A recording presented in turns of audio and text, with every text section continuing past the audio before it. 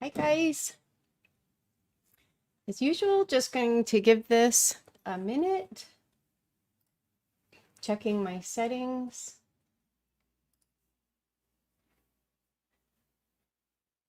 Hello?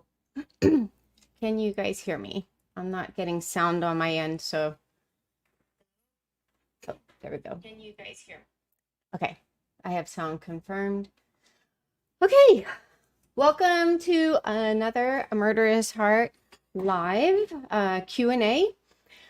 Let's see. Which of my mods will be dropping the questions in? Oh, it looks like we already have a couple questions. Okay, so one of my mods, Anna, came up with a brilliant idea, which was for one of the mods to monitor the live for questions, and then that's worked the last couple of lives really, really well. It's just saved me a lot of scrolling and kind of dead space while I'm looking for questions. So there were already a couple questions submitted. So I will touch on those. And then if you have a question, just put the word question in all caps or use, question mark emoji or whatever, just to make it stand out a little bit. And yeah, we'll just see where this goes. All right, so Ipsos Madi, I guess, asked, are the core victims, and there are many, are the core victims, and there are many, finding some peace with themselves and with each other? I don't know. I really stay pretty removed from everything, so I can't really speak to even like who the core victims are, because there are so many victims to this tragedy. So I'm not sure if that's a little bit of a poke at some of the stuff going on with the property, but I don't know. I pretty early on, I saw that there was and I know that I can be a little dismissive and just kind of dismiss people's really big emotions as hysteria. So I could tell I was getting a little reactive and a little judgmental. So I just asked my mods, like, if there's anything that goes down, if you guys could just talk about that amongst yourselves in a chat that I'm not in, then that way I can just kind of stay out of it, because I really don't have a horse in this race. I just don't like. I don't get anything out of memorials. I'm just not like wired that way. But yeah, so yeah, I don't know. I mean, I just kind of look at this and think people are going to feel the way they feel until they don't feel that way anymore. That's my hot take. Okay. Why did Lori, wait, let's see. There was another question that I thought I saw.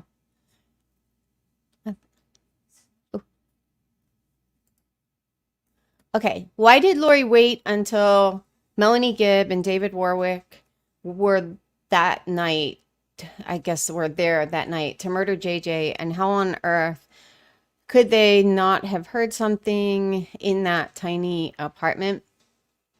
I've talked about this before. I personally do not believe Melanie's claim that Lori told her after she arrived that JJ had become a zombie the day before, because we already saw, like, Zulema was talking about that in the spring. Like, she told Lori that she had this prophecy that some of her family members were going to die, and specifically that she would escort JJ's spirit to heaven. She didn't care about Tylee's because, you know, they were all in on, I think, that they were all in on Tylee being dark. So no one cared about Tylee's spirit being escorted to heaven. Not that Zulema could escort anyone to heaven, but that was going on in the spring.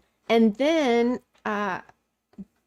Chad had said he was having breakfast. He realized as he was eating bacon across the table from JJ that JJ had become dark. Well, that would have had to have been, from what I could tell, the first weekend in August when he and David Warwick had come into town, into the Phoenix area. And so that was well before Melanie Gibb flew out. So we would kind of have to suspend reality to think, okay, Melanie Gibb, who was arguably Lori's ride or die, was in on everything, was without being deemed a dark spirit herself or her trust rating dropping, she just suddenly wasn't in the know anymore.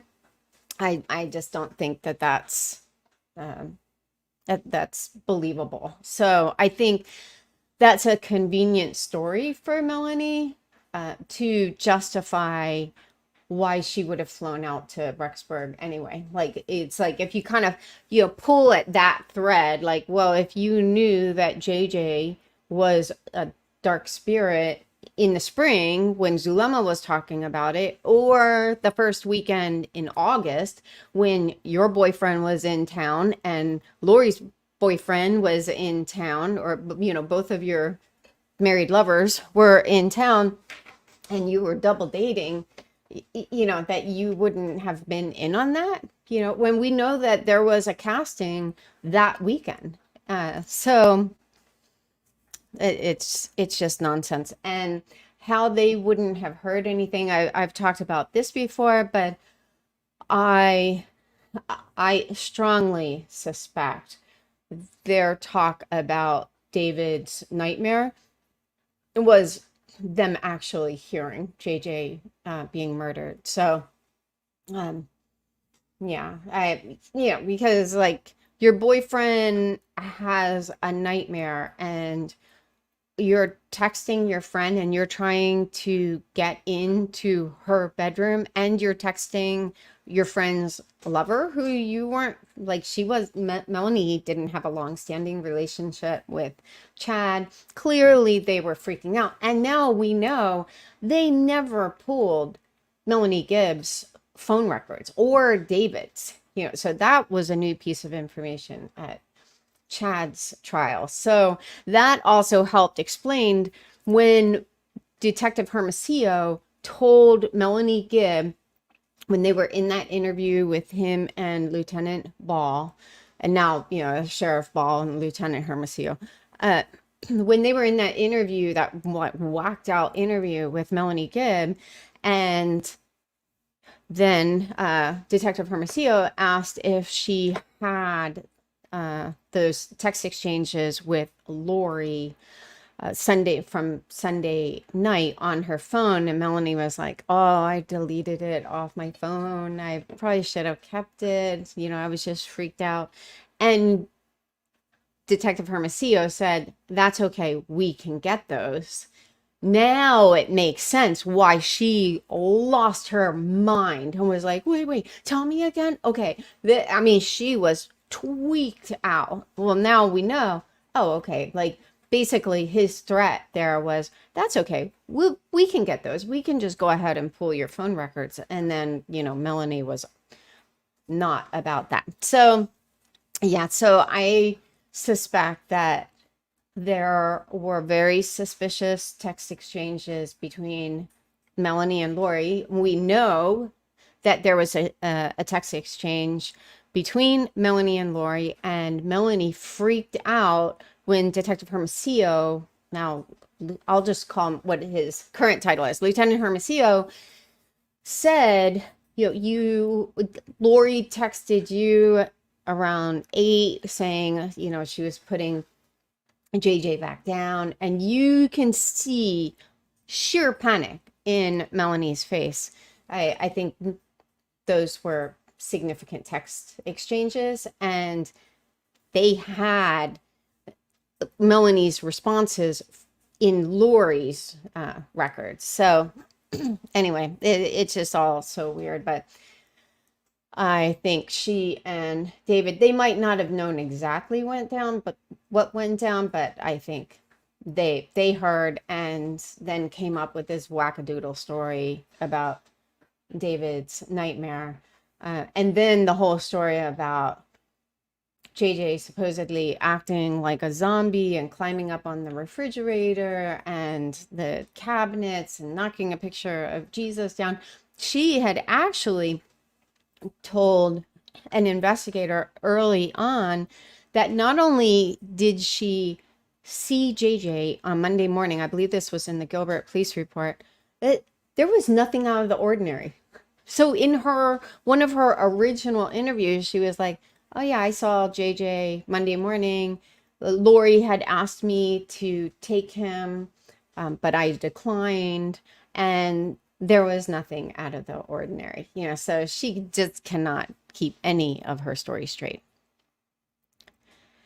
Okay. Let's see.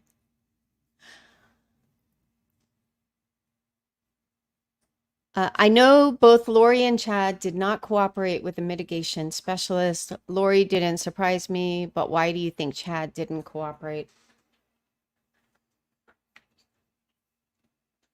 I don't know. I think at that point, John Pryor was checked out.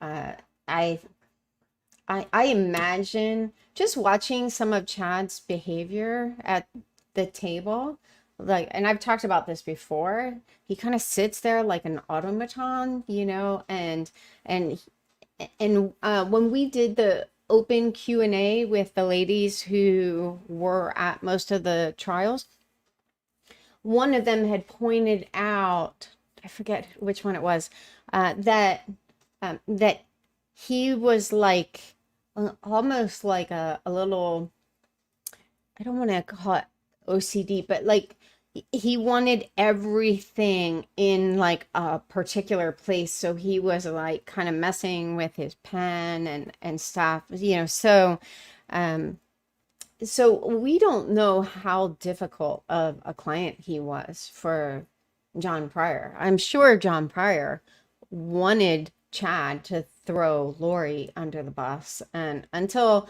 the very, very end, where Chad stupidly nodded his head as John Pryor completely abandoned the whole it was a paint gun, not a real gun narrative, and said, basically, scratch all that. It was a real gun, and he was her next target. And he, sat there stupidly shaking his head, yes, in agreement.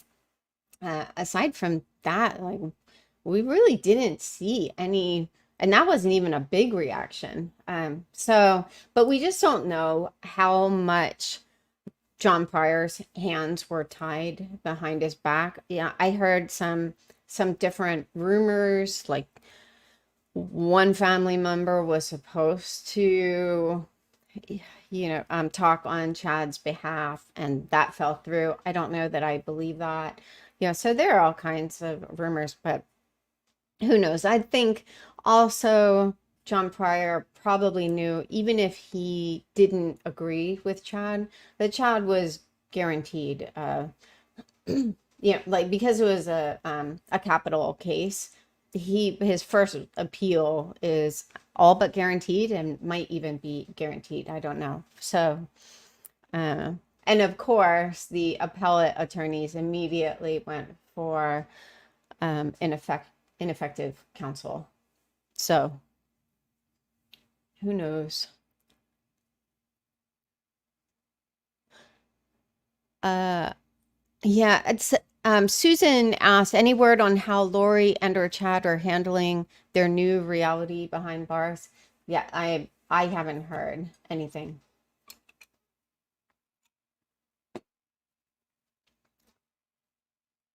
Oh, Claire, Claire with an I asked, that's funny. Are there more FOIA docs to be released on Chad since he is done? Yes, absolutely. Because Idaho handles FOIA document requests uh, differently from Arizona. So Rob Wood explained that to me very early on, that in Idaho, they can just say it's an ongoing investigation and they don't have to provide they don't have to respond to FOIA requests. But in Arizona, they did. And that's part of the reason we had so much information going into Lori and Chad's trials. But yeah, it will be interesting to see what's released out of Idaho. And then after Lori's trials for Charles and Brandon, there will probably be more FOIA document dumps. And I had mentioned this, I think, in the last Q&A. That's really what I care most about, because with the trials, it's not that I didn't care about the trials, but people are going to lie. They're going to lie through their teeth. Witnesses for the state and the defense, we're all lying, but what I put a lot more stock in are the statements people made via text or a phone call with a detective or whatever it is before this case was, a big case. That's what's interesting to me. Let's see. When you spent time with Lori, did she talk about other things than religion? It seems like she and Melanie P just talk religion. Yeah, I think though, because I'm not LDS, uh, I, she would have had to, like she did talk about her religion a little bit, but I really was a blank slate. At that time, I knew very little about the LDS faith. So the Cox family at that time, like they represented the LDS faith to me. I didn't know how much of some of the things that she said, how much that was, part of the LDS religion or not. But so yeah, we talked about kids. We talked about lots of different things. There was one kind of this is a somewhat funny story. Not really, but it's a story. So I knew that Joe was new to the religion himself, and Lori had asked us if my family wanted to go to church with them. And I could tell, like, how you look at someone and they just look kind of vulnerable. Like Joe just looked kind of vulnerable because this was a big deal for him to tell me. Like he had never been religious in any capacity. And and then here he was like maintaining this conversation, like these different conversations with Lori about like I remember one time him saying something to Colby about Heavenly Father, blah, blah, blah, blah, blah. And, it was just, I never said anything to him. It was just very different to hear him talk about like religion. So she asked if we wanted to go to church. And so I agreed. And, just to support them. And then like we all got ready, and I was wearing, I think it was like shorts or capris or something, because I am not a big dress person at all. Like I don't even remember what year I last wore a dress, but Lori said to me, "Oh, you can like wear one of my dresses? And I was like, nah, that's okay. I'm good, And like she kept kind of pushing it and then told me, yeah, you actually have to wear a dress. And I remember that being like, I didn't want to have a big reaction, but I was like, this is bait and switch. And so I was already just kind of like, what kind of religion? Like, and I know that religions, have different weird positions on, you know, what femininity should look like, what masculinity should look like. But I was really irritated because I was like, you should have led with that. Because if she would have said, hey, do you want to come to church with us? Do you have a dress? Because you'll have to wear a dress. I would have said, no, peace out. Like, you know, we'll meet back up for lunch. But anyway, so I kind of went into this feeling a little like, "Ugh." But okay. Sonia asks, I know people believe in forgiveness, but I don't. How do you feel about people saying forgiveness will set you free? I'm happy to keep on hating. Well, you do you, boo. Like I don't, that's not really pertinent. Okay, Cindy, hey, asked, since you shared that law enforcement and prosecutors are willing to answer your questions, could you email them asking who was in the ring cam footage, or email law enforcement some of your direct questions? They're not going to put anything in writing. Yeah, they're just not. So, yeah, yeah, they had both said, and Rachel, like Rachel encouraged me, like keep a list of all your questions, and then when we meet, anything you want to ask us, even if it's like, why didn't you play this evidence and stuff like that? And I was like, well, I already have a running list of questions, even just to have, like, anytime I go into the FOIA docs and things like that. But I talked about this, I think, in the Q&A after the last live. I mean, it was such a generous offer, and I had always, like I had always planned on taking them up on it, and I still might, but right now, especially with now, like all of the big feels about, the property and this and that, I just like, I already just feel some kind of way about being in Idaho, and I have not been able to psych myself up to make another trip to Idaho.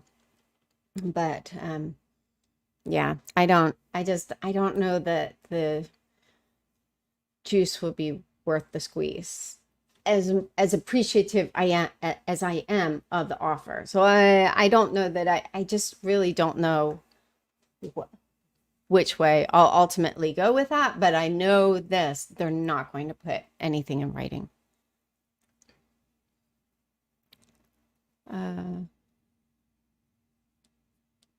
Okay. Oh, yeah. Michelle asked, do you know why Lori kept using the name Ryan instead of Vallow on flights, storage, etc.? Yeah, I think that Lori was at max paranoia after Charles' death, because she didn't know that Chandler police wasn't going to circle back with them. Like when you've done something wrong, you're kind of running even if no one is chasing you. And so I think she was just trying to cover her tracks and just thought, oh, like I just think like she and Chad both are very arrogant. They thought that they had this criminal sophistication, prowess, whatever, and that she could just use Lori Ryan because she still had a driver's license from when she was Lori Ryan living in Hawaii. And so I think she just thought like she was outsmarting them. But yeah, and she used Ryan to be sketch. Okay. Christina Mack asks, do you happen to know why Idaho doesn't allow FOIA requests for jailhouse calls? I don't think that that's unique to Idaho. Like there are parameters that determine what gets released and what doesn't. So, and one of them is like, you know, parameters around privacy. So if like they're not just going to violate people's privacy just because they're weird and they say weird things to a family member or loved one or friend who's in custody. Like it has to be germane to the investigation. So yeah, I strongly suspect the vast majority of those conversations will not be included in FOIA requests. And when I take a step back from being a family member who is very curious about some of these things, we have these laws in place to protect people's right to I mean, criminals still have rights. They have, one of them is the right to a fair trial, and so they still have rights around privacy and stuff. So I think overall, you know, when I step out of my perspective being a victim, I do get that. Okay, Connie asked, all right, what you know now, do you think Lori's great mother was a facade? Every person close to her says she was a good mom until she met Chad, but I wonder if it was a front for adoration. So I've talked about this a little bit before. I don't think that everyone was saying she was a great mom. She was a great mom. You also have to understand that when you, as someone who's being interviewed for one of these shows, when you're interviewed, you might have a 1 hour interview or a 3 hour interview, or like for the documentary, for the Netflix documentary, I was there almost the entire day. And there were also a lot of delays because it was the day that it was announced that Joe Biden was president, and I was being interviewed in Brooklyn. This is a very blue city, and so there were so many like honking horns and you know, noise machines and people screaming and loud music. So there were a lot of breaks, but there were still probably, I would say, 4 to 5 hours worth of interview that, you know, they were distilled down to maybe less than 2 minutes. So, you know, so these like producers, I think they go into these interviews kind of already having an idea of the storyline that they want to go with. And, you know, I don't think it's all predetermined, but I think they listen to the interviews, they decide what angle they're going to attack something from. I remember even just as a reporter having to do this. Like sometimes there would be, you know, some story I was covering, and you know, as a new reporter, I was like, oh my gosh, I could attack this from so many different angles. So, but I think part of what sells is this dramatic contrast of she was an amazing mom. So now we're going to have all of these quotes supporting, oh yeah, she was supportive, she was this, she was nurturing. And if because I shared concerns in my interviews. I don't think one of them ever like floated to the surface. And I don't see that as a criticism. I'm just saying the bigger story here is, like, from a producer standpoint, is, yeah, you have this mom, she was magnanimous, she had this big, like, lively personality, and she was in many ways, just seemed to be like very, like, like a supportive mom, a fun mom. And so those things are still true, but that doesn't mean that, like, I was the only one who said, well, I mean, there were red flags, like, so so it's, so I just want to kind of put that out there, that just because these stories have gone with, that, I don't know, that main story, it doesn't mean that that was everyone's perception of Lori. I'm sure I wasn't the only one who saw her coloring her toddler's hair, like that. That was a red flag. I had never seen or heard of a mother, like putting highlights in a toddler's hair. And Tylee was at that point 11 months old, so there I was, yeah. So I don't know. I think that, having said all of that, there still was a facade. And I think people who didn't know her very well probably were more taken with her facade. But I do remember Adam sending a text to Charles, and I thought it was really interesting that he said something to the effect of, this is going to make the family look bad, and was going to be worse than even other things that she's done.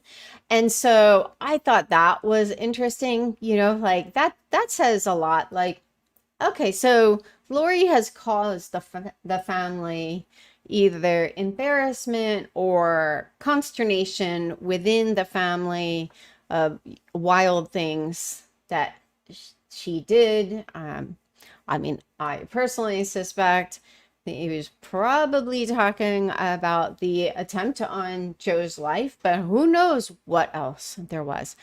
But yeah, so I don't know. I just don't. I think there were already chips in the facade long before all of this happened. Oh, Dahlia asked, in hindsight, do you think Lori had something to do with Tylee being sickly when younger? I, absolutely.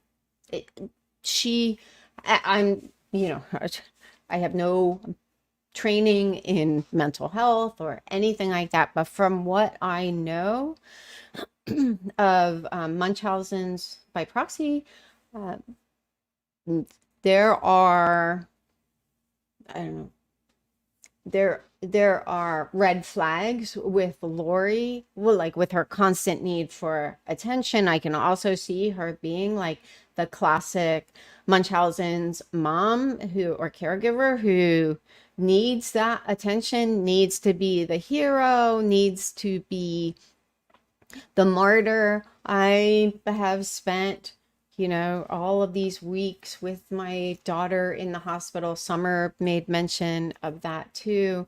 I just think, yeah, that tracks.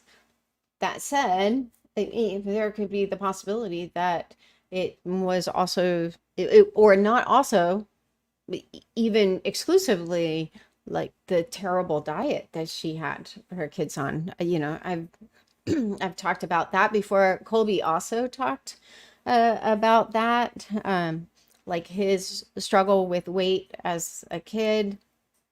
And I think he's made references to like the diet that they had. But when I was with her, now keep in mind we were also in vacation mode and stuff. So I might have been seeing the most permissive version of the Lori, but I mean her kids ate junk. Even when we were on vacation, my kids still had to eat vegetables and stuff. Um, so I'm sure that didn't help Tylee at all. Okay. Mediocre physicist asked, or okay, said Lieutenant H mentioned in his interview with Nate Eaton that he thought there was one other person that should be charged in the Idaho case. Based on your review, who do you believe this person to be? Melanie Pulaski. Yeah. No, I would also throw Melanie Gibb in there, but Melanie Gibb has been very protected by law enforcement, just in general. So, Mom Jeans, one of my favorite accounts. It's just like her profile pic, or the what is it called? Anyway, her image is the best. Did you tell Lori, get behind me, core whore? No, I didn't know what a core whore was until this case. Yeah, I mean, it's actually a person, but then it became a thing. But I did think it was interesting, without, again, I don't want to be unkind even to some of the family members who people who didn't do themselves favors. So I'll just say that. But I like I certainly didn't walk away from my exchanges with the Cox family knowing anything about like garments or anything like that. Like they wore bikinis, little skimpy bikinis. Janice, wore a very low cut, tight blouses, very short mini skirts and stuff. So, I wasn't judgmental. It was just kind of notable. So it's interesting, like hearing Melanie Gibb, make some of these statements about like Lori being a core whore and stuff. I'm like, yeah, if some of these people who thought Lori was going to help lead the 144,000 saw and heard some of the things I saw and heard, they would have known. Yeah, like I don't even think they had temple recommends, and maybe they did, but when Lori was trying to get a temple recommend, that's when she made the statement of like, you're either going to give me a temple recommend or I'm going to kill my husband. And there was also an exchange between Lori and Zulema about what both of them had to do to get temple recommends, and it's like bringing some kind of documentation about their divorces and stuff like that. So it looked like they didn't have this worked out ahead of time. Again, I could be wrong. I don't really understand all the ins and outs of it, but I can say I definitely, just like reviewing the tapes in my head, I was like, nope, there definitely wouldn't have been room for any kind of like garments. Okay. Susan asked, Lori seems to have a contempt for her own daughter, like not caring about her spirit, etc. And the fact she had her murdered and dismembered. Your thought, why? I think so. When I was there, the dynamic that I saw with not just Tylee, but Tylee and Colby. Tylee and Colby, like the kids ran the family. Like Lori was more of like a pacifier, like she definitely wanted to be the cool mom, so Tylee and Colby, like they would tease their mom and like, so like early on when people were saying wild things, like one of the family members in a Facebook group that we were a part of said, "Yeah, it was crazy. Like Lori told us that she took Tylee's social media away," and I was just like, "That is not in keeping with their dynamic." Like I that is so beyond the the the pale, like, and so I was just like, that it would not be in keeping with the dynamic I always saw between. No, I didn't have that many interactions, but I'm saying, like, I saw cross sections of when Colby was a little boy, Tylee was a toddler, then Colby was a tween and Tylee was a preschooler, and then Colby was, an adult, and Tylee was a teen. So I had these, cross sections of interactions with them, and they they were the ones who, like, I don't know, I don't want to say they ruled the roost, but like Lori was kind of the peacemaker in a lot of ways. Now there were other dynamics at play where Lori would say things, like really outrageous things, like about Joe, that were very upsetting to Tylee. And even when Lori, Colby, and I went to work out at the gym, I could tell, like, Lori kept asking Tylee, "Are you sure you don't want to go with us?" And I could tell Tylee was getting irritated. Like, "Don't ask me again," and so but yeah, so then I never saw a dynamic where Lori was like the like an authoritarian or anything like that. So she was more the, like, okay, what does everyone want to do? And there was friction between Lori and Tylee, and sometimes like Tylee kind of nipping at Lori's heels, even when she didn't need to be. Like when Lori would say things that, either they weren't entirely accurate, and Tylee would call her out on that. Like there were interactions that they were uncomfortable to watch. So I could tell that there was tension between them.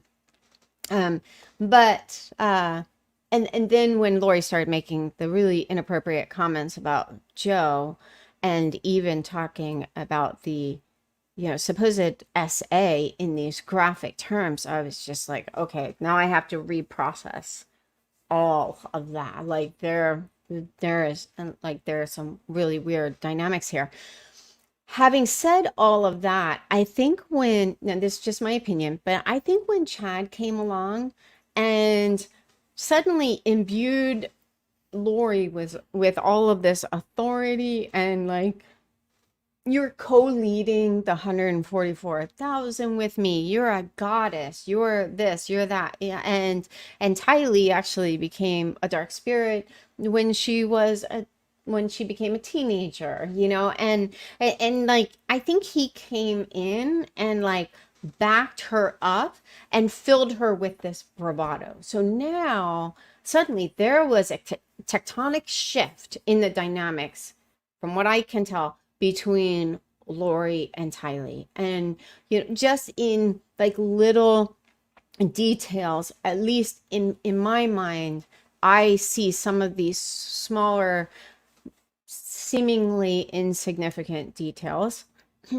as significant, like uh like Lori telling Chad that Tylee cleaned her room and was being really sweet, and like, well, that doesn't sound like Tylee. And and so they already had this foregone conclusion that like Tylee was a dark spirit. So and because Lori, and I don't mean this in an offensive way, I just think she and Alex both were very limited intelligence, and that kind of spilled out even in the narratives that she would write. Is like, oh, okay, so what kind of dark spirit makes a teenager sweet and makes a teenager clean her room? But and so she wasn't very sophisticated in her stories. And same with Chad. Like, you just kind of feel embarrassed for them with some of the things that they came up with. But I think that there was this shift where it was suddenly like Lori was the one with the power, and Tylee was trying to placate Lori. And she, Lori said, according to Melanie Gibb, referred to Tylee as a zombie in the spring, and Tylee said, "Not me, mom."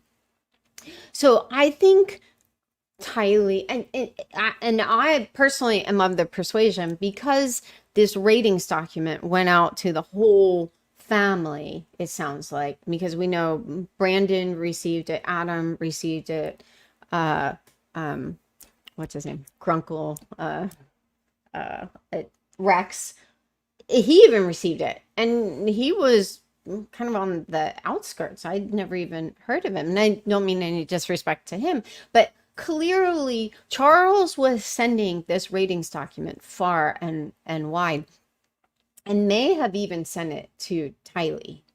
But I strongly suspect that Tylee knew that she had been rated a dark spirit. So I think she was like, backpedaling, trying to keep her mom calm. But I, yeah, so I think it was like once Chad came along and told her, "Oh yeah, these things that you've seen, no, let me validate your every beef with your daughter, and I'm going to even let you know, yeah, you know how like absolutely evil and dark your ex-husband Joe Ryan was?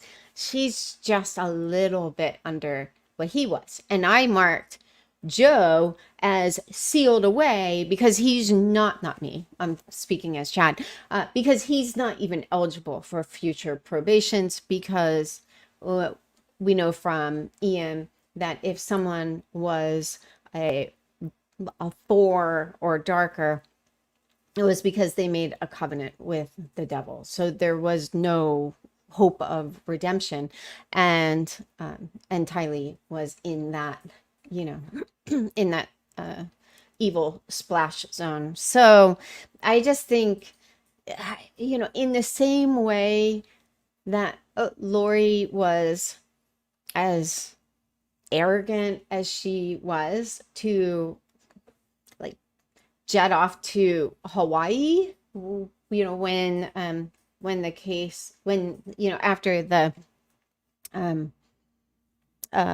welfare check, I just, yeah, I think she was so brazen, like, okay, now all of this frustration that, she felt trying to keep the peace with Tylee, I think she was just like, this is my moment now. And I think all of that resentment and, whatever you want to call it, it just all spilled out. I mean, she just needed someone who was as whacked out as she was to come along and validate her every grievance. And I think that's why there was so much rage, expressed. And I think even like this group's obsession with fire, like, I'm not inclined to give any of them the benefit of the doubt with most things.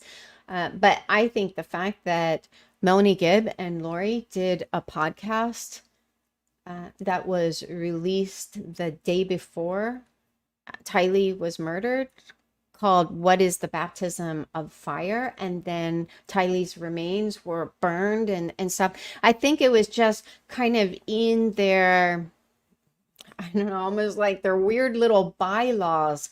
Like, if someone is as dark as Tylee, they'd their remains have to be destroyed. It's like everything is like the full fury of God as expressed through fire needs to be pointed in their direction. So, I mean, we may never really understand just why they were so fixated on fire, but I'm not inclined to say those two things were coincidental, that they just happened to be fixated on the baptism of fire while Tylee's remains were being cycled through a fire pit. How much do you know about Jason Mao? I'm so curious about his involvement with these weirdos, but not much is said about him. I talked about this in my last live. Jason and Emma had very similar MOs, in my opinion. This is just my analysis, so it's all my opinion, where they both seem to be like excited to be in the know and you know, kind of like, I think they both thought that they could I don't know, fly as close to the sun as they did without getting burned. And I think they both were singed because they both had very strange social media posts and behaviors that once there was this, you know, kind of bright light shown on them, there really was no, I don't know, there was no logical explanation for it. And then Jason had Melanie Gibb, you know, as his hype man, going, he's police guy. And, you know, she told this whole story. This was when they met with Gilbert police, like Melanie, Lori, and Tylee met with Gilbert police. And of course, Melanie Gibb and Lori, they have to super spiritualize everything. So she told this story about how she just, I think she just happened to be driving through the neighborhood. Oh, she was in the neighborhood because Charles had lured her to the house and sent a text message to her as Lori, and that part does seem to be true. But and then she just happened to see Jason Mao pulled off like to the side of the road in that neighborhood, and he didn't live in that neighborhood. And yeah, and so, you know, so there are details that it's like, yeah, you know what, this story doesn't check out. I realized that, you know, at that point they had no idea how big this case would become, or even that, you know, like it was going to be a murder case, quite possibly. But you know, their claims, they just didn't check out. And then Jason had multiple weird social media posts that seemed to be him hiding in plain sight. So like right after, and I'm going on memory a little bit, but right after Charles was murdered, he had a weird post about looking for a Jeep. Do you know a guy? And there were just I would say like a handful of these social media posts. Like when Lori's bail was denied, he had a weird post about, I don't know, it was like from early American history days. And like it was just weird. Everything was like bellicose. You know, he wanted war and stuff. And yeah, so I think that he and Emma were very similar in that regard. Like they were both kind of childish, like, I have a secret, I can't tell anyone, but I'm going to dance around it with these weird social media posts. So I personally, I don't, I think that he helped Lori.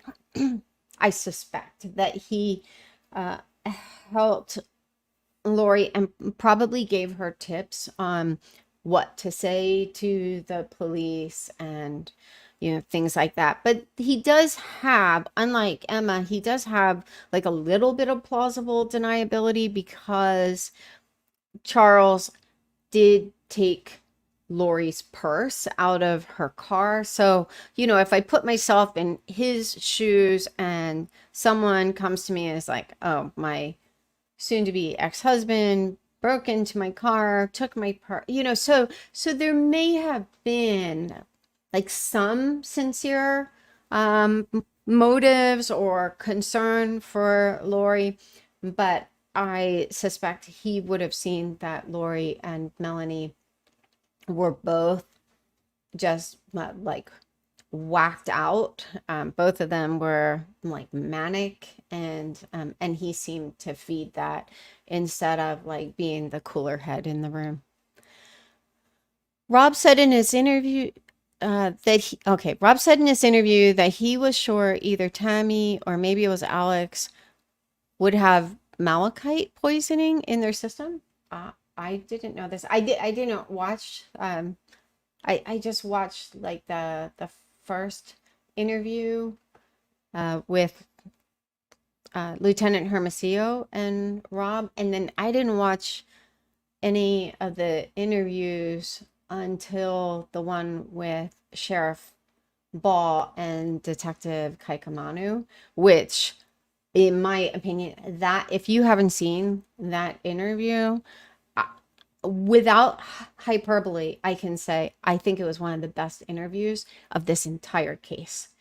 Everything about it, the energy, the dynamic, like Nate kept the interview moving forward with really good questions. And then Sheriff Ball is an extraordinary storyteller. Like, we got to the end of the interview and I sincerely felt like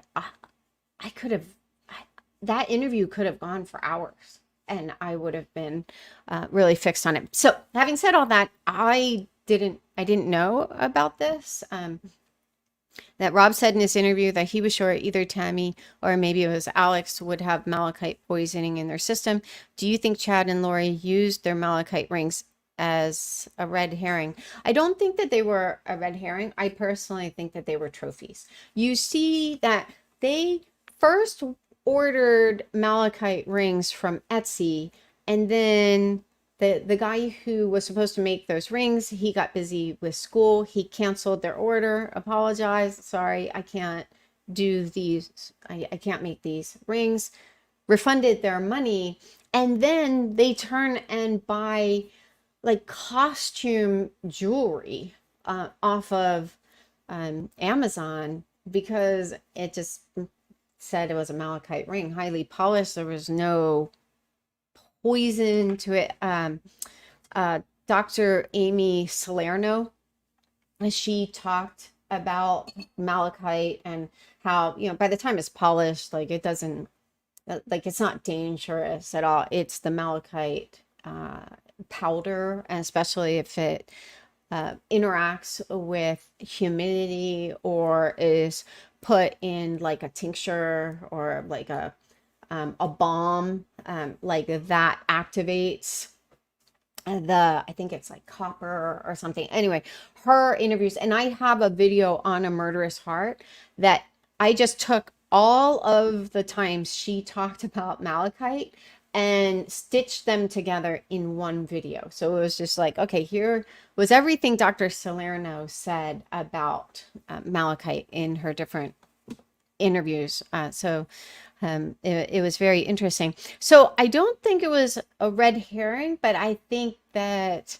they just kind of got off on like, okay, we both have these malachite rings. We know from Ian, codifying their group's beliefs that they believed that malachite had healing properties, and then Melanie Gibb threw Melanie Pulowski under the bus in one of her interviews. I think this was the interview with then Detective Hermosillo and Lieutenant Ball, saying that like Melanie Pulowski was really into malachite, thought it had like healing properties and stuff. And so yeah, I think there was too much of a fixation on malachite and some suspicious common denominators amongst some of these deaths, like, lots of pulmonary embolisms, even with Eldon Clausen, the neighbor, um, who just happened to die within the week of JJ being murdered. And I talked about, like, one time I had a messenger group of people who were confirmed residents of Fremont County, and they all shared anonymously. Obviously, it wasn't anonymous within that group, but I took these different stories and claims and consolidated them, ran it back through the group. Is there anything you want me to remove? And then when they signed off on everything, I dropped that in a post in Cool Cats. So, but one of the, so as someone talked about, yeah, well, no, I won't go into those details. Sorry. Not publicly, but yeah, there was some feedback that someone from law enforcement suspected that he was probably murdered. But anyway, so you have Alex, pulmonary embolism, Eldon Clausen, pulmonary embolism, Joe, question mark, Tammy, question mark, with some of the pink foam and stuff. But although according to Dr. Salerno, that could also be explained with the compression, so yeah, I all that to say, I don't think it was a red herring. I think malachite was a bit of a trophy. Okay, Claire with an I again. Continued, like Chad and Lori were giggling about their inside jokes, tricking and throwing police off their scent. I don't know what the question is there. So if you're Claire, maybe you could circle back and clarify. Okay, Susan asked another question. All right, Summer Shiflet. Oh boy, this should be good. Deserving or not of her standing ovation at CrimeCon? Yeah, I'm gonna fall on the not side. I don't remember hearing that she got a standing O, but so yeah, it would be weird if that happened, but also not surprising. Dr. Vonda K. Oh, hey. I am late, so if you answered it, I will re-listen to the beginning afterwards. Had you ever heard of the Little White Book published by Chad and written by a hermit many years ago? No. And also, but I've talked about this before. Like I think it's great that people follow all of these like different tributaries.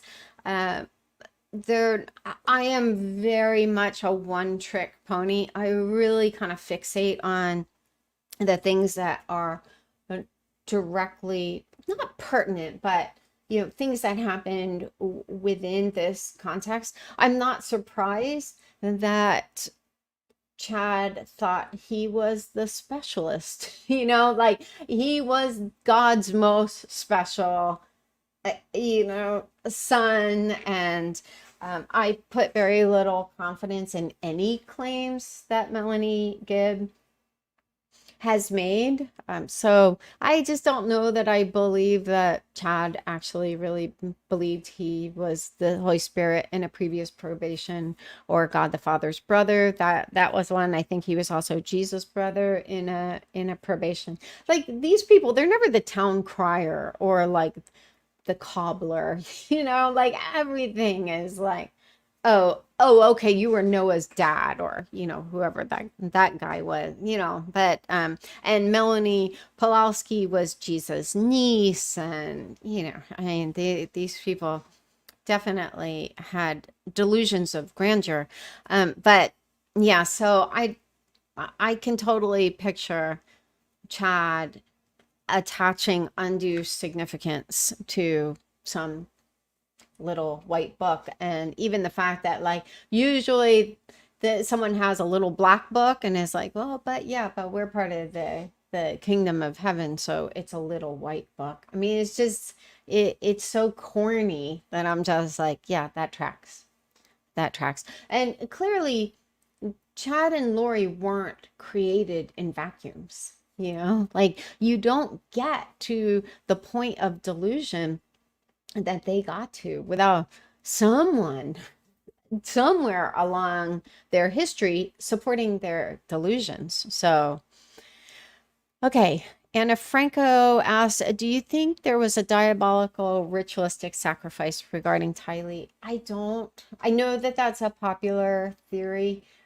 I just don't. I think that it was much more, not that it really matters what I think, but the question was asked to me, but I think it has more to do with this baptism of fire. It was like, and both of the kids were murdered, so I'm not in any way making light of the horrific crime that JJ experienced, or any of these victims. And I've even talked about that.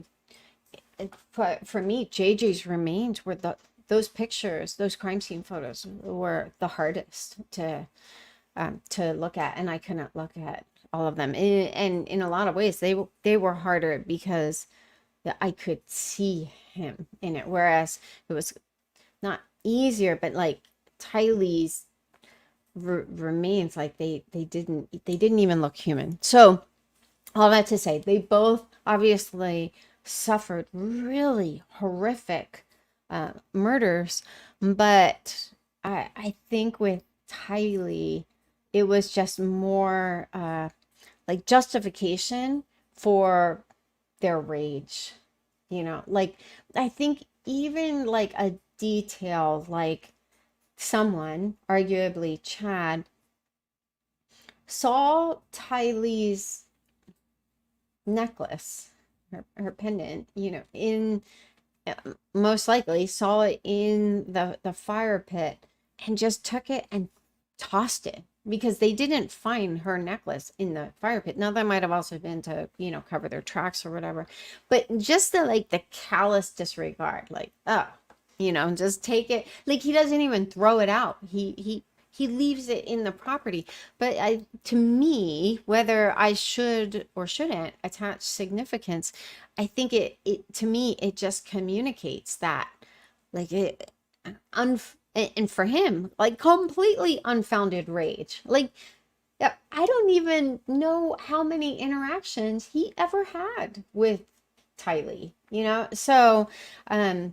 so his hysteria, I mean, at least with Tylee and Lori, not that I'm justifying any of her rage toward Tylee, but I suspect they had years of, this tension between them. Chad, he's coming in as a third party, and he's like, you know what I want to do? I want to get all up in this mother-daughter drama, and I am also going to express this rage. And most likely he was the one who had to burn her remains. That had to be like, you have to be a psychopath, and that had to be incredibly difficult, just the smell, the whole task, so it's like, I just think like her, even the way they treated her remains, just communicated just pure, unadulterated rage toward her. So,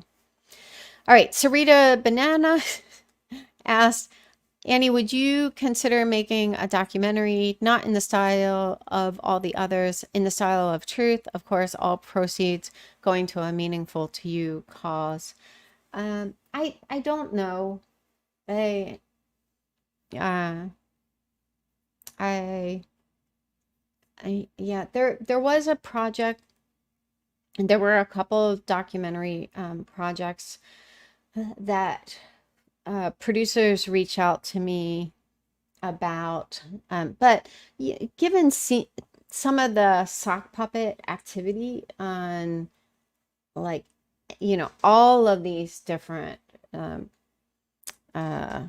I don't know, domains, like, different social media platforms and stuff. Like, if it went out on Amazon, these people who have nothing but time and rage would just be like, you know, log into one fake account, leave a review, log into another fake account, leave another review, um, yeah, I don't know. That said, there is something that I have in mind that I may do when all of the FOIA docs are in, and that's why I'm working on this AI app. But I don't know. Like, I just approach things like very much kind of like this property stuff, like with people being, all upset. I don't want to be dismissive with people feeling the way they feel. I just look at it and it's like, well, they're going to feel this way until they don't feel this way anymore. And I kind of, give myself that same, I don't know, just like, we'll see. We'll see how it goes. So there is a project I have considered, but it would be on a platform where, uh, yeah, I don't know. That's enough. Well, we'll see. Okay, Mom Jeans, I'm looking forward to Charles' trial so we get to hear just how involved Mel Phibb was in conspiring with Lori to mess with. Or will the state omit that evidence? That's a really good question. I think that there could be details that come out in Charles' trial, as well as, to a lesser extent, Brandon's trial. Well, Lori's trial for her role in Charles' murder and the attempted murder of Brandon. And, on the one hand, I see evidence in the police reports that have been published to date of them giving Melanie Gibb a pass. It does seem to be like there was just some kind of agreement across law enforcement that and that everyone was going to some degree look the other way with Melanie. But there are some weird references that tell me I think Melanie will still be largely protected in those trials, because, like, when I think this was in the Chandler police report, but I'll just say in one of the police reports, they listed all of the group members and they included Summer as a group member and not Melanie Gibb. And I would see those two as juxtaposed. Like, Summer was more on the kind of outer fringe, like her loyalty was to Lori. I don't, she wasn't one of the seven gatherers. She didn't seem to like get caught up in like these castings and stuff. At least there's been no evidence of that. She was all in supporting Lori. So she did share her beliefs about Lori having help from the other side. She said that in January. She also said, I know that you're doing your mission, so clearly shared some of this group's beliefs. But I thought this is so disingenuous. Like, you're going to include Summer as one of the group members, but not Melanie Gibb. And then in one of the interviews that Melanie did in Arizona, it was, I forget who the detective was that she was talking to, but and he may have been playing good cop to just keep her talking, so that could also be a dynamic. But he was saying, yeah, like she said something like, I didn't believe these things, and he was like, yeah, you were kind of more on the, I don't know, on the outskirts or something like this. And I was like, false. She insisted on coming over to Lori's house 2 days before Charles was murdered, and was all in. Like, even when Lori didn't want her to be there, she went and parked outside her house and was like, well, I'm here, and so she was all in. And yet they don't include her as one of the group members. They tell her that, yeah, they saw her as being kind of on the outskirts, or whatever. So that said, sometimes there are details that come out, like the detail about Chad having been, and now I can't even think of the guy's name from the Bible, but I think he's like Noah's father or something for some reason. I think it starts with an M. I just talked about it in my last live. But I have Melchizedek stuck in my head, but it's not him. It was another dude. But like, that seemed like whoever he was, that's, I'm sure to most people, seemed like a very insignificant detail, that this guy, whoever this biblical character was, in the police report, it said that this, like, Lori was this person's daughter. No, in the police report, it doesn't say that that person is Chad. But when I read it in the police report, I was like, wait a minute. Someone said in their interview that Chad was that Methuselah. Thank you, Beth. Yeah, it was Methuselah.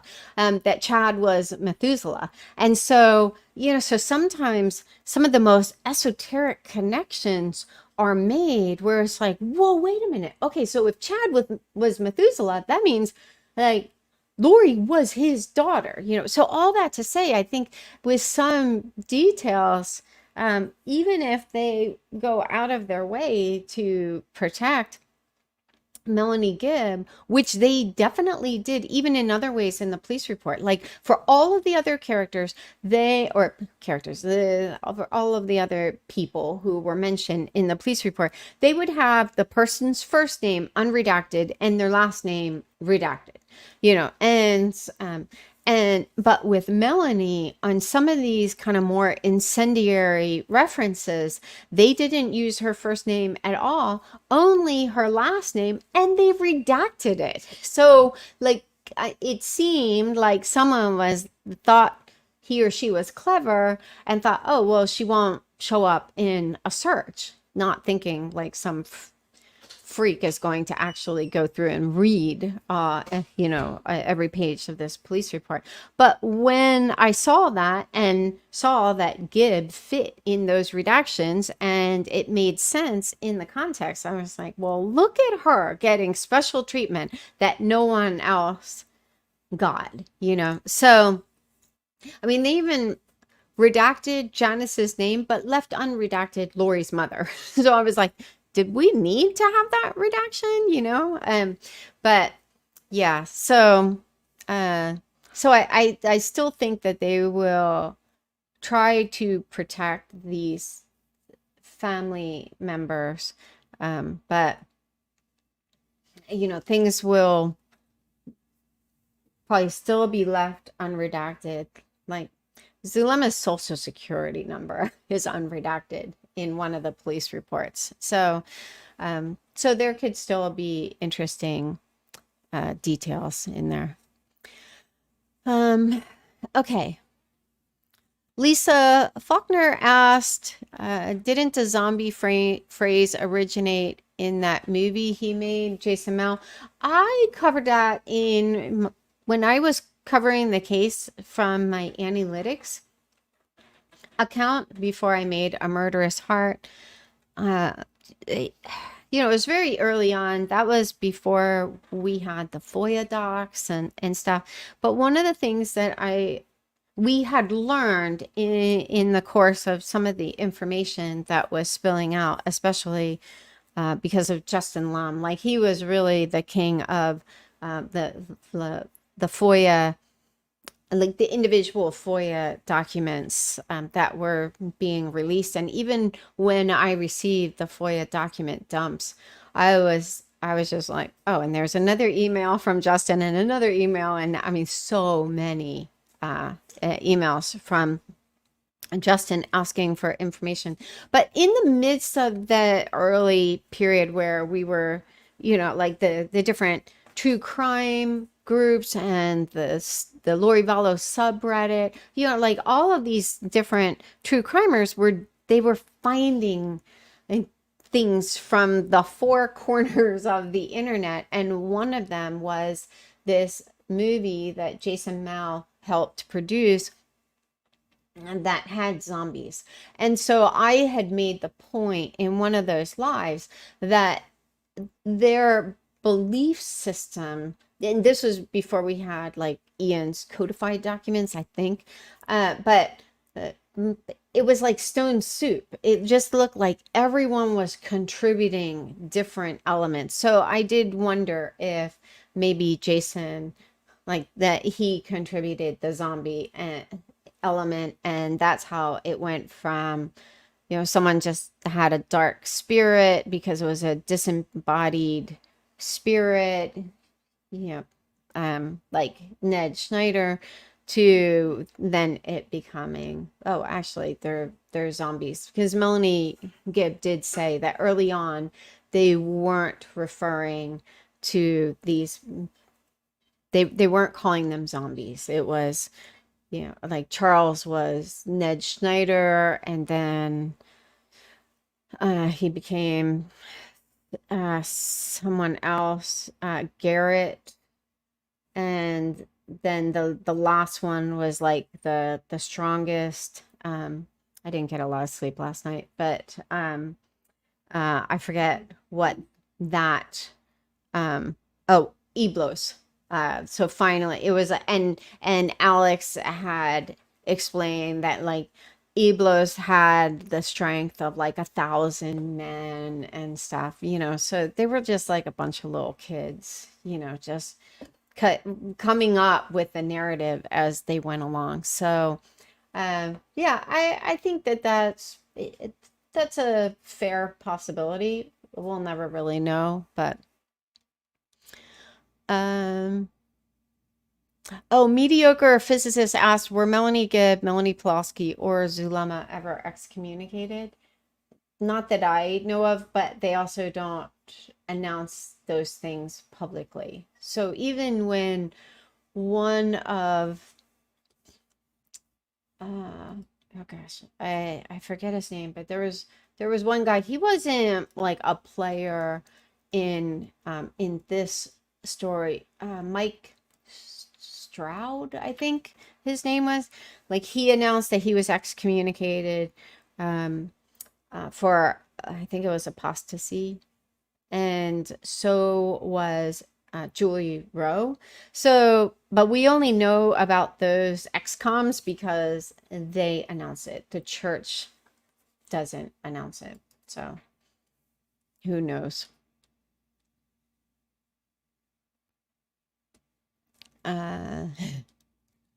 Someone else a question. I'm not even sure how I would answer it. Connie asked off topic, but what and where would be your perfect vacation? That's kind of a funny question because I don't like to travel. So like I'm in my perfect location. I do really enjoy going down to the Jersey Shore. Aside from that, I don't Um, I just I like to stay where I am. So that's weird. But also I didn't grow up with vacations and stuff. So like there are some things that, like my yeah, definitely the way I grew up kind of influences who I am today. But it's the same with like entertainment. Like entertainment does absolutely nothing for me, but I kind of was like bred to just work. And so at some point, I think my brain was like, yeah, this doesn't compute. But so yeah, that's kind of a weird answer. But do you think Lori encouraged Tylee's weight problem so Lori wouldn't have competition? I know that's a popular theory. I don't. I think that I think Lori very much wanted to be what do they call that?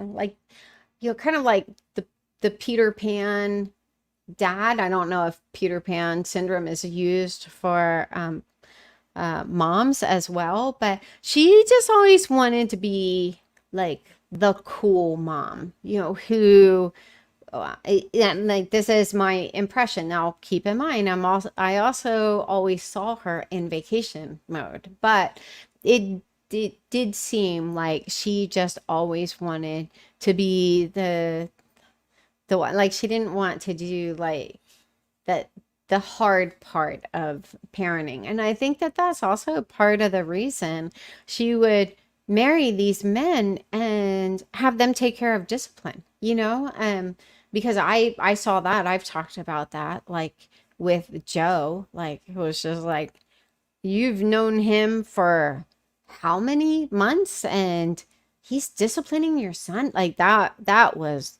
a serious red flag.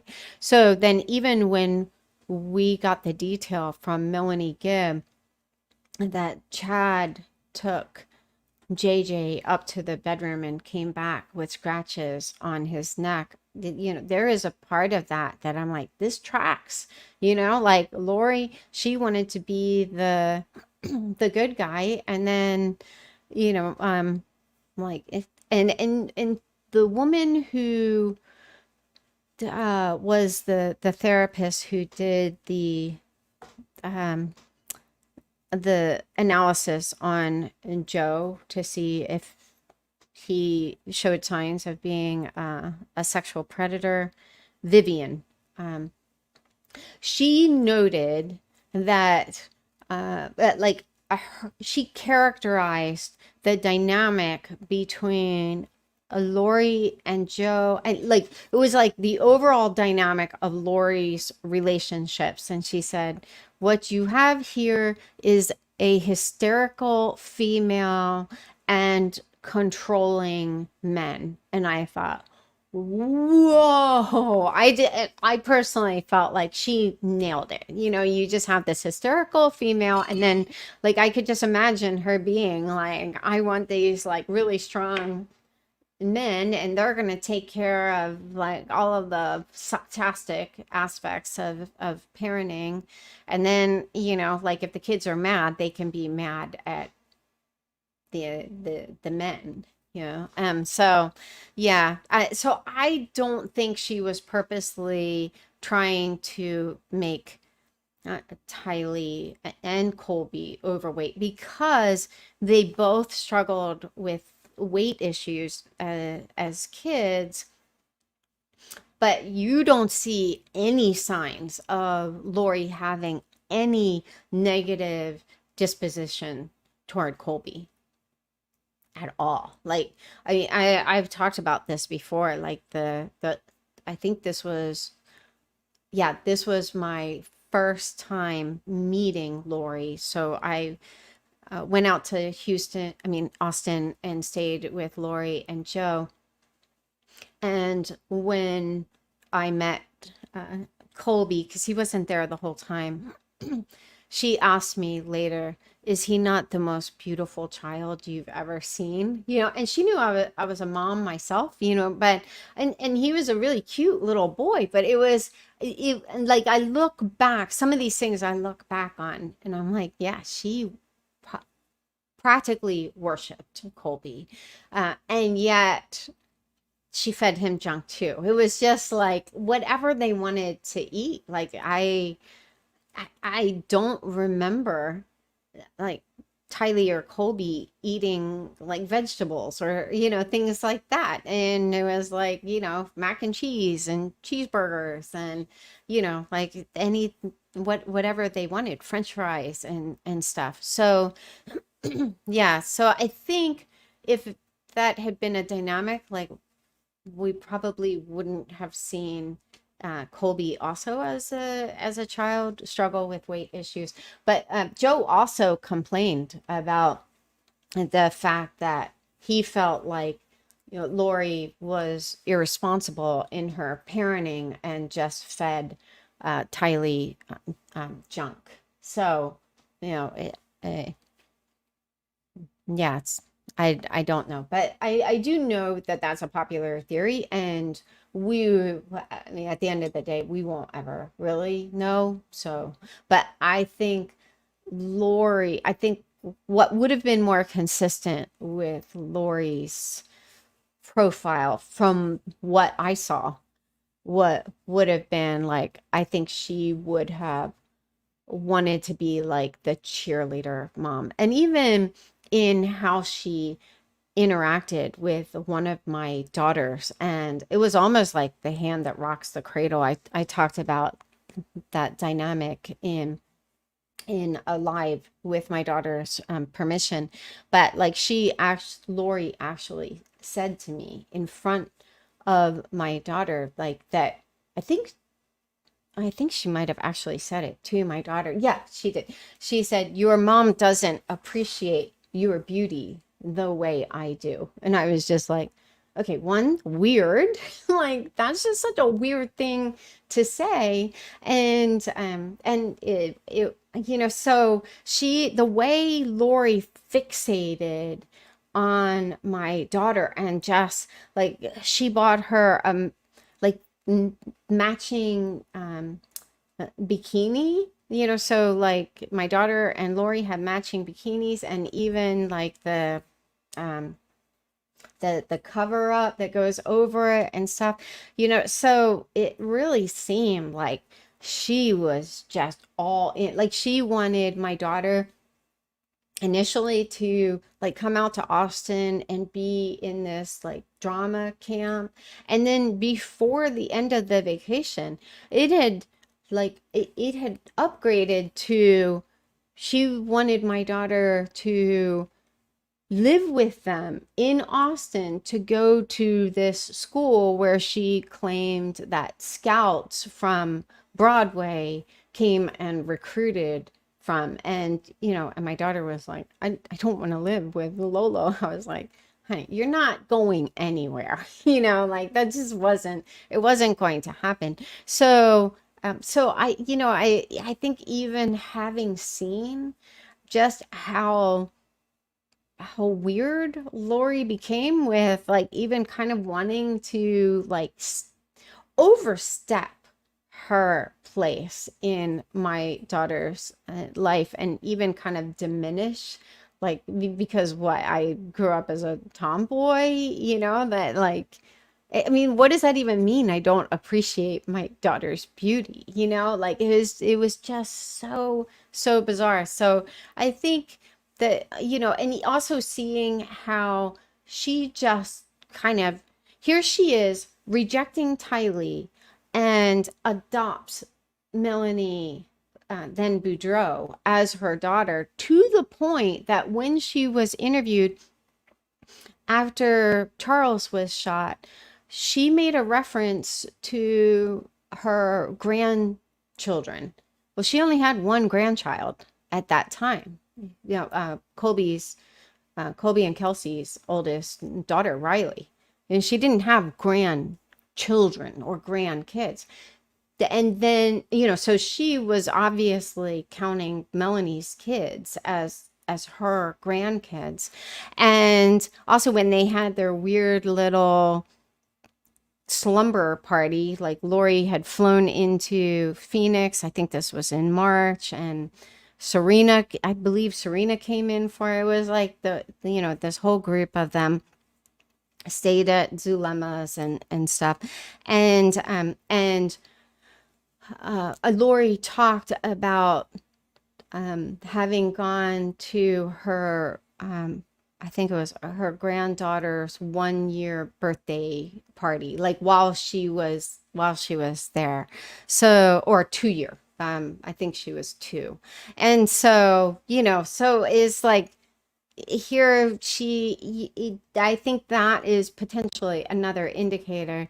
No, she wanted to be like the cheerleader mom. She probably would have been like the kind of mom who put her kids in beauty pageants, and I'm not saying that in judgment, but I just think that that's what she would have preferred. But her need to be like the cool mom who never says no and is always the hero, and lazy, it was like they went out to eat all the time, and the kids just got whatever they wanted.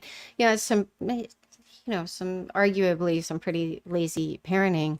And even when I was there in 2018 and she, without notice just canceled our girls' night out, like I've talked about this before, there was just mostly junk in the refrigerator and in their very large walk-in pantry. So yeah, it was like a mini Costco. So I don't know. Norla asks, do you think Lori and Alex joining with Chad post Joe Ryan death helped him realize his own covert homicidal urges? Absolutely. That's part of the reason. I know that there have been rumors that there was a teen girl who went missing, and I haven't confirmed this, but there's a rumor that there was a teen girl who was from like what was it, Springville, I think it was Springfield, area, who went missing, and some people who kind of chased that gopher down its hole said that it was around that same time that Chad got this word to move his family to Idaho. So I don't know, but one thing I do know, at minimum, for Chad and Lori to meet in person for the first time on October 26th, I personally suspect they had interactions like online. It was very much in Lori's MO to reach out to these people and blow wind up their skirts. And but I do believe that they met for the first time in person on October 26th, and within 48 hours, like they, according to the affidavit of probable cause that we learned, very early on in the case, they were planning murders. Like, I just don't think at the absolute minimum, he had to have had inclinations in that way. And so I think they were just kind of like some of those psycho couples, who would like murder together, not just Bonnie and Clyde, but there was another, like I think they were called like the Ken and Barbie murderers or something like that, where like they actually got off on sharing in these homicidal fantasies and working together. So it does seem that like they were a match made in hell, and I think they both, like, I just don't think it's plausible that you had this New Balance crew cut sporting small town dad who was like, I don't know, just like could be influenced to starting to plan the murder of his wife and her husband and children, and one of them is a special needs child. Now, and I do think that it took him quite a while before he was okay with murdering JJ.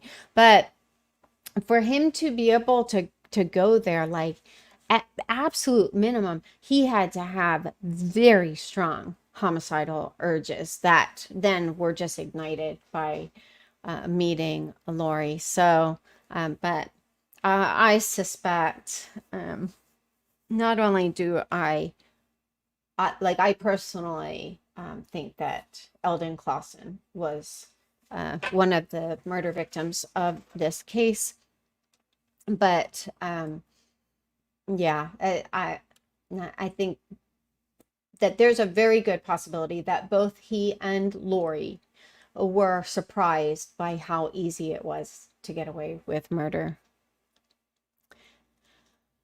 Okay, a Navy mom asked, this is a very common question.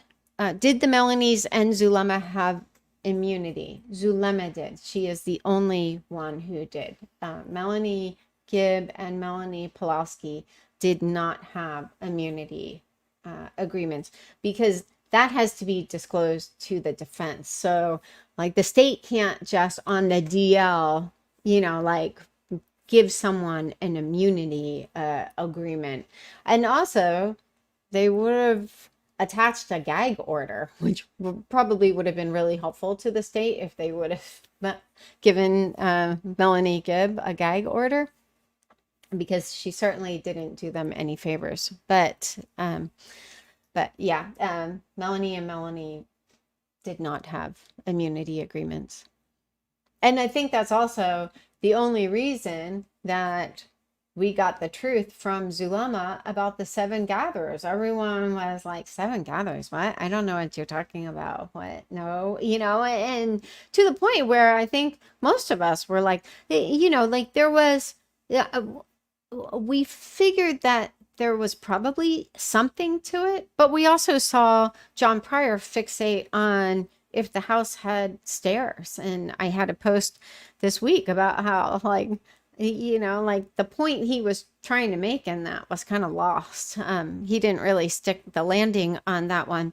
So we did see him kind of fixate on details that just weren't important at all. But yeah, but for Zulema, she was the only one who, like with a use immunity, or sometimes called a limited use immunity agreement, they attach conditions, and so one of them is you can't perjure yourself. No, I still think she perjured herself, and I was surprised to hear one of the investigators talk about Al going to Mexico. I'm like, that is the lie that won't die. But Alex did not go to Mexico because an intelligence analyst from the Phoenix FBI office pulled their border crossing records for Lori, Zulema, and Alex. And so they had like the year and month that Lori had crossed a border. Zulema, it was her trip to, I think it was Chile. I think that's the country she's from. And Alex, or yeah, I don't know, maybe it was Alex who went to Chile. I don't know. But Alex went to some South American country right after he murdered Charles, and I think that was his consolation prize, to go down to South America, and he took advantage of the sex tourism industry down there, and that's according to Zach Cox, and I think someone else that no, it wasn't Zach. I'm sorry, it was Zach Vallow made a reference to that in an email that he sent Detective Moffat very early on, so, but the intelligence analyst said that had been his last border crossing. So this whole story of like Alex going to Mexico, it didn't happen. Or you would have to believe that the intelligence analyst pulled these records and missed a border crossing, like a day or two before Alex died. So anyway, but yeah, so, and I thought it was also interesting that in Zulema's testimony at the trial, it was no longer, from my memory, now I may be misremembering, but here she had always said definitively that he went to Mexico right before he died. And I'm pretty sure at Chad's trial, she was like, well, at least that's what he told me. So I'm like, oh, okay, yeah, we're already kind of walking that lie back. And to be fair, there is the possibility that Alex could have told her and she didn't really know that he was where, at a gun range. Like, where else would he have been? That would have been, that a pretty good portion of the day he would have been gone. But so I personally suspect that was just one of Zulema's many lies. But then, like I just kept harping on this, like this is the quintessential lie that won't die. He didn't go to Mexico. And then it was, kind of tamped down to, well, at least that's what he said. But okay, Salt and Pepper asked, some, including Elle's cousin Megan, think Lori and Chad quite possibly knew each other, perhaps only online, before the event we've all now heard about where Chad was selling books. Thoughts? I personally suspect that Lori reached out to him and pretty soon before they met in October 2018. I'm not inclined to believe that like she had been to these other conferences and had just never met him. I think she was new to his stuff. Even Janice Cox said that it was like when they moved back from Hawaii to Arizona, that's when Lori and Alex started listening to these podcasts. And then Lori also confirmed in her weird cover of Hallelujah, and it was not even a cover because she rewrote the lyrics, but she even said it started out with Julie Rowe. So it did start out with these podcasts. And then I think she started reading Chad's books and at some point reached out to him. And we do have the email that she sent to Jason Mao after she had met him in the temple. She sent a follow-up email and she was, blowing wind up Jason's skirt. So you could see that, like that's very much the Lori MO, to love bomb people. And, that just kind of fast tracks her into these groups, ingratiates her. She ingratiates herself to these groups. So I personally don't think that she met him or started interacting with him very long before they met in person. Also with JJ, Lori it would have been a lot more difficult for her to become kind of a groupie who just, went to all of these different conferences that these other people were meeting up at, because she had JJ, and JJ wasn't someone that you could just like ask a family member to take him for 4 or 5 days, unless it was like Kay and Larry. He was very high needs, and so I think that was, I personally suspect that was part of why she wanted to be free of her responsibilities of motherhood. I think she just wanted to be free to float from conference to conference and be part of their whole world. And I think she saw JJ as getting in the way of that.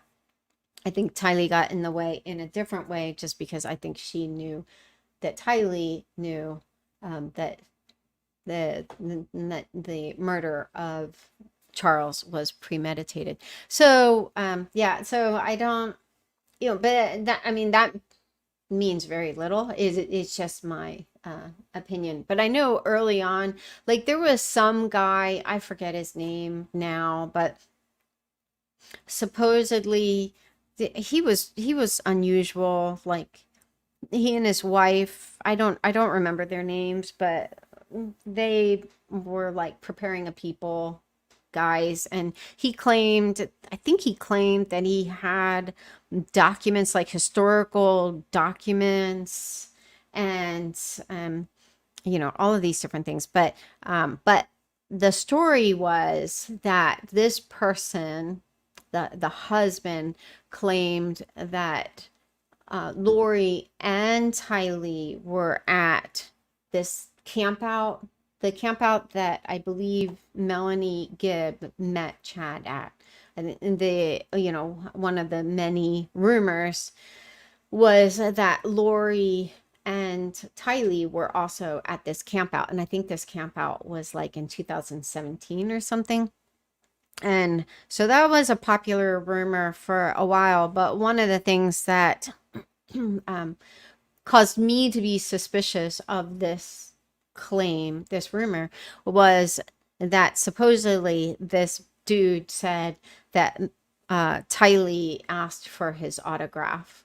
And I was just like, yeah, okay, that's outside the realm of possibility. Like, just what I saw, like when Lori would start talking about all of her, kind of divergent beliefs, and like really focusing on the end times. Even if Tylee didn't leave the room, you could see the embarrassment, and she was uncomfortable, and so, and just knowing what I know of Tylee, what I saw of Tylee, she's not going to come up to some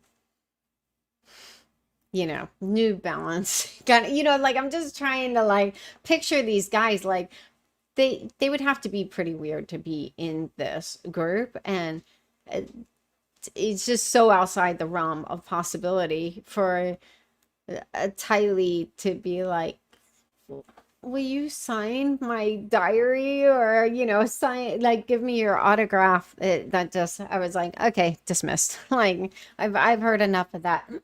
So yeah. All right, Charming Frock, I'll answer a couple more questions, then we'll call it a night. And if there are questions I didn't get to, we'll address them in the next Q&A, which will be in 2 weeks. Who else do you think should have been charged with these children's murders? That's kind of a loaded question, because I feel like inconvenient. I don't know.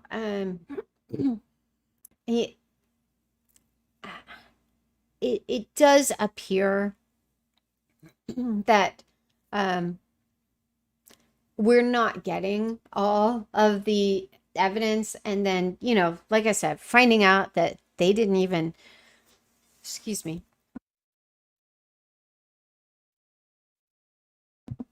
they didn't even pull Melanie and David's phone records.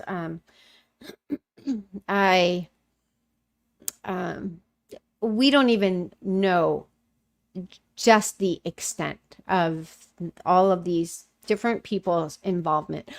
But from what we've seen, and then what these people have shared in like interviews they've done, like Melanie Gibb having this interview with Nate Eaton, and he asked if Chad ever talked about Tammy, and the plan was for Tammy to die, and Melanie shakes her head no, and then like kind of changes direction and says, they mentioned a few times that that she was going to die in a car accident. And then at another point in the interview, or no, this was the interview with Keith Morrison. When he asked about Tammy, she was like, was that Keith? I don't know. It might have been Nate. But she was like, I know that was the plan. You know, the plan was for Tammy to die. And you're like, okay, well, even though I have no training in law enforcement, this sure sounds like they could make a case for accessory before and or after the fact. And so I think Melanie,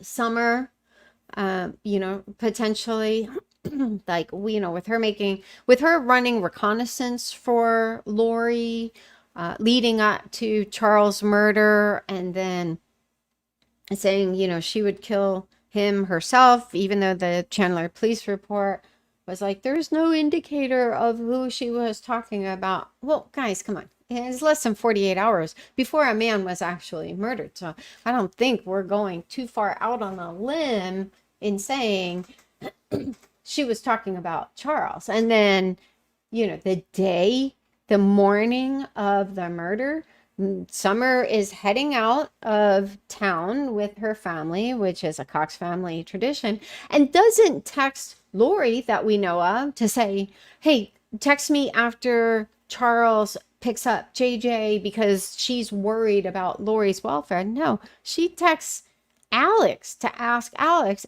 anything yet? You know, so I just think with a lot of these people, there is the potential that they were at minimum accessories before or after the fact.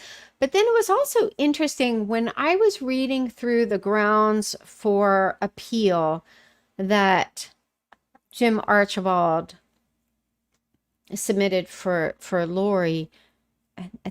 One of the points that I don't know if John Thomas was still part of the case at this point, but her defense team had, one of the points that they made was that it's something to the effect of the state violated Lori's right to a fair trial, I think it was, by saying that this was a case with 5 or more co-conspirators, but then they never had to name the co-conspirators.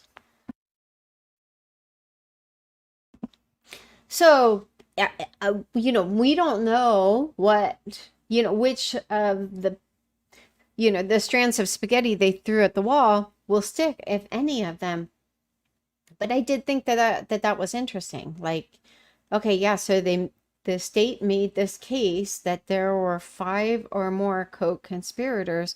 Well, who are the other co-conspirators? And if I'm not misrepresenting their point, because I don't have it here in front of me.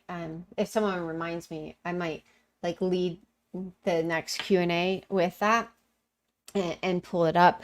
But yeah, I just thought it was an interesting point. Like, all right, yeah, so who are the other co-conspirators, and did they have a responsibility? I don't know.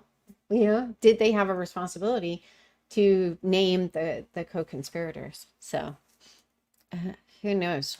Okay.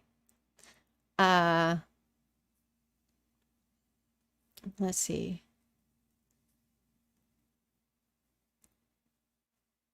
Oh, okay. This is a good question. Michelle asked, were you surprised to find out Chad wasn't at the house when Garth got home and found her, per coworker testimony that Garth told him? That was McKay. McKay, I think that's how you pronounce his name. His testimony.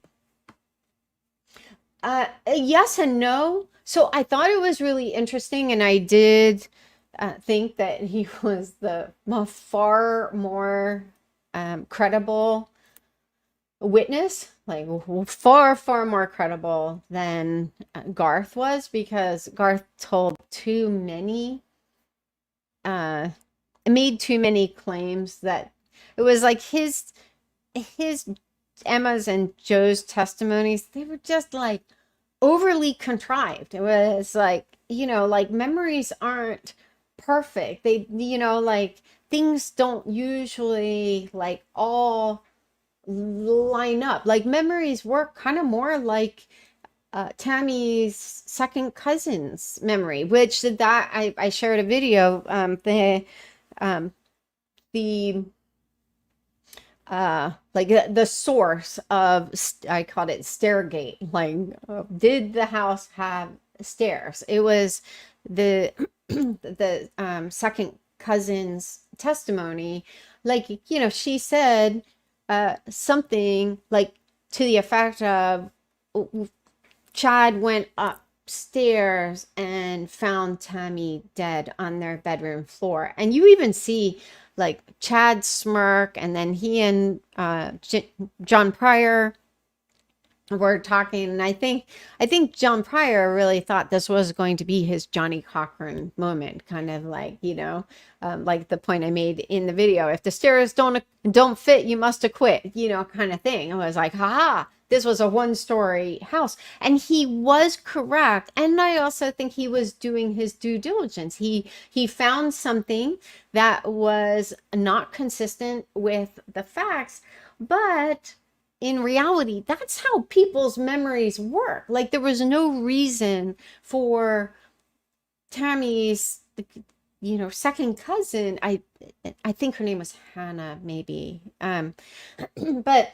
there was no reason for her to remember every single detail. Where you see with Emma and Garth, it just looked like they accounted for every single detail. Like, oh yeah, so my mom would cheat. There was this, family Fitbit competition, and she was really competitive, and so that explains away the fact that like she was in these classes and supposedly preparing for a 5K. And I mean, even like Emma's story, like her mom carried boxes of books for this book fair. Oh, okay, so that's how she got the bruises on her arms, I guess, because before I said I didn't want to look at the pictures of Tammy, I did see one picture with uh,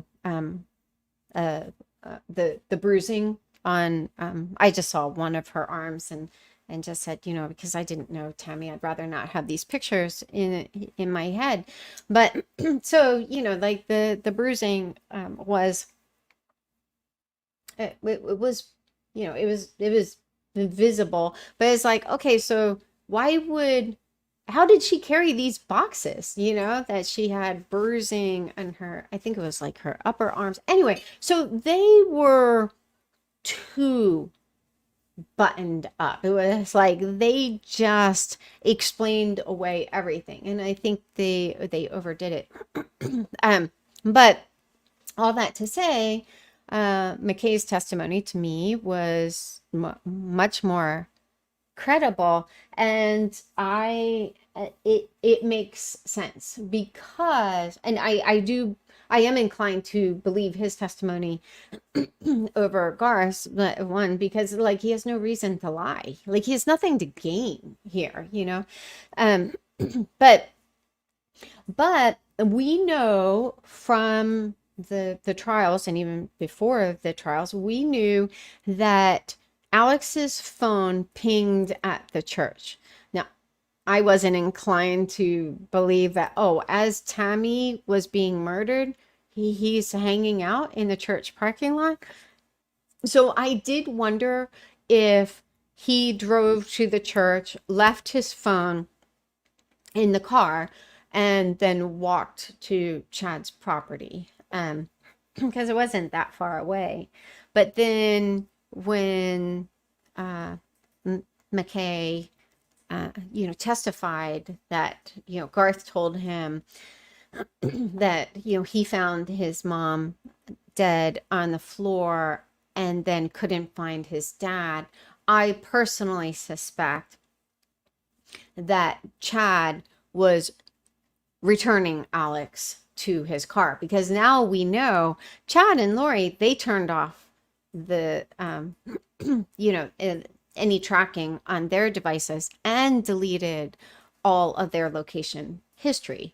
But they didn't tell Alex to do that. So I think, because they were just really dumb criminals and very simplistic in their thinking, they're like, we'll have Alex's phone pinging all over the place, except it wouldn't have benefited Chad for Alex's phone to ping at his house. And so I strongly suspect that Chad wasn't there because he was taking Alex back to the church. So I suspect that he either picked Alex up or had Alex walk, and then he returned him to the church, where his phone then pinged away. So yeah, I wasn't surprised. It was just like, I mean, it was surprising, and I did, in one respect, it's like, it wasn't surprising in the at the aspect of, okay, like, once we found out, yeah, we didn't have Chad and Lori's GPS data, not because Rexburg Police and Fremont County were withholding it until the trial. We didn't have it because they didn't have it. The one remaining question is, we still don't know where Alex's phone pinged from 3:37 a.m. to I think it was like 3:37 to 4:37 the morning Tylee was murdered. But aside from that, we have his phone records, from everything. And it actually, we found out from Sheriff Ball that ended up being key in them figuring out the kids were on Chad's property. So I just think there was poetic justice even in that. So on the one hand, surprising in that I felt very empathetic toward Garth, as angry as I was with and Garth, Emma, and Joe, so obviously, in my opinion, lying, really dishonoring their mom throughout their testimony.